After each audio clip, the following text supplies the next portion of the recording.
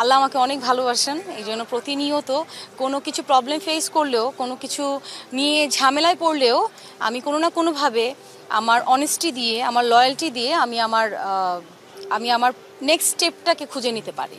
যদি আল্লাহ আমার কাছে লিখে রাখেন আরও অনেক ভালো কাজ, সেটা আমার কাছে এমনিতেই আসবে। সো এটা আমি বিশ্বাস করি। 24 সালটা আসলে আমার কাছে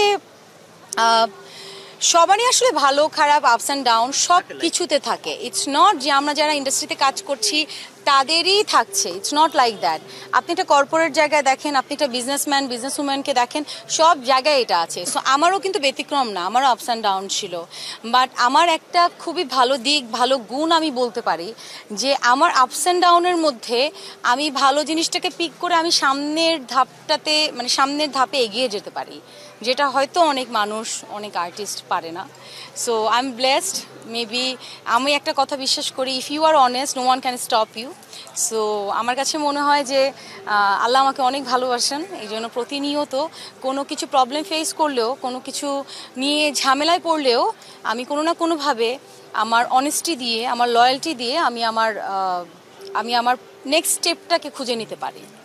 আমার সবচেয়ে বড় প্রাপ্তি এই ভালো কথা জিজ্ঞেস করেছেন। আমি এখনও বছর শেষ হয়ে যাচ্ছে, বাট ওভাবে আমি চিন্তা করিনি। বাট এখনই যেটা মাথায় আসলো যে সবচেয়ে বড় প্রাপ্তি হচ্ছে নিজের সবচেয়ে কঠিন সময়টাকেও নিজের সবচেয়ে স্ট্রংগেস্ট টাইম মনে করে সেটাকে হিল করা, সেটাকে রিকভার করা, যেটা আসলে প্রতিটা মানুষের ক্ষেত্রে খুব একটা সহজ হয় না।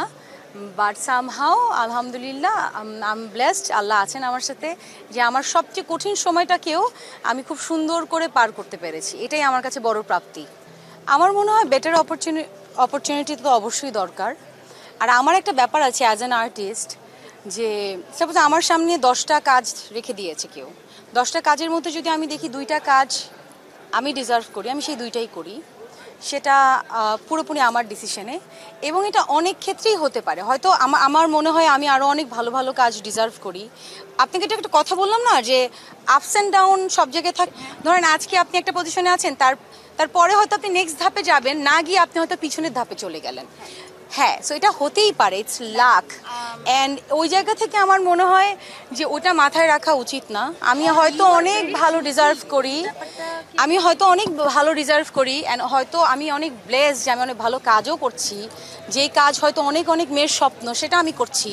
সো ওই জায়গা থেকে আমার কাছে মনে হয় আমি ওইটাকে ধরে রাখি না, আমি ধরে রাখি আমার এই কাজের পর আমি কোন কাজটা ভালো করব। যদি আল্লাহ আমার কাছে লিখে রাখেন আরও অনেক ভালো কাজ, সেটা আমার কাছে এমনিতেই আসবে।